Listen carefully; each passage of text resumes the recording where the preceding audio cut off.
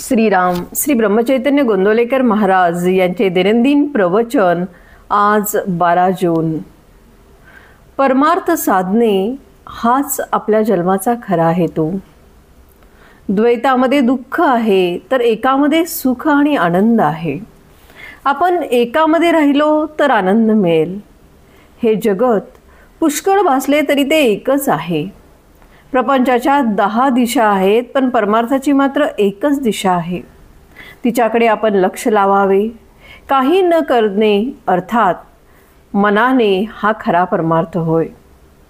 परमार्थामध्ये उपाधी मुळीच नाही। नाही म्हणजे किती नाही तर मी सुद्धा तिथे नाही।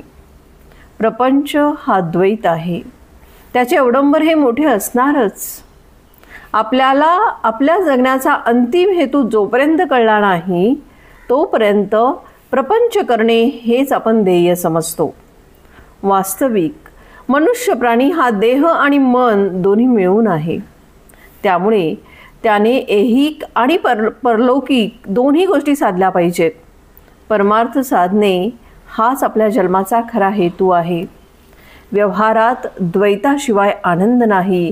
म्हणून परमार्थामध्ये मानस पूजेत पहिल्याने मी आणि परमात्मा अशा द्वैताने सुरुवात करावी लागते। जोपर्यंत परमार्थ आपल्या हाडीमासी खिळला नाही तोपर्यंत आपल्याला वाचनाची गरज आहे। त्यापासून साधनाचा जोर येतो। मन भगवंताकडे गुंतवण्यासाठी काय करावे ते पाहावे।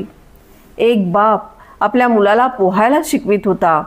बापाने मुलाला पहिल्या प्रथम घोट्या इतक्या पाण्यामध्ये आणले आणि नंतर ढोपरा इतक्या पाण्यात आणले। नंतर थोडे आणखी पुढे आणले आणि एक दिवस त्याने मुलाला पाण्यामध्ये खेचून घेतले। त्याचप्रमाणे आपले गुरु जे आहे ते आपल्याला परमार्थ शिकवित असतात। आपण पाण्यामध्ये उतरले मात्र पाहिजे।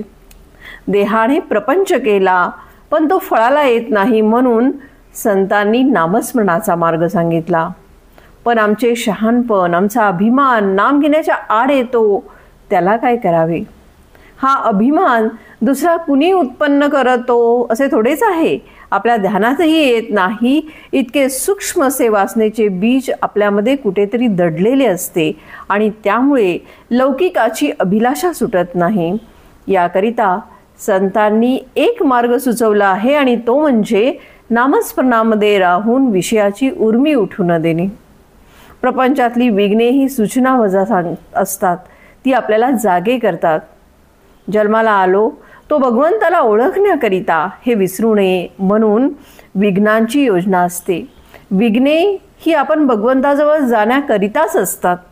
तेव्हा त्यांना न घाबरता भगवंताच्या नामामध्ये स्वतःला विसरून जावे हाच परमार्थाचा सोपा मार्ग आहे। आजचे बोधवचन, जेथे आळस माजला तेथे परमार्थ बुडाला। जय जय रघुवीर समर्थ।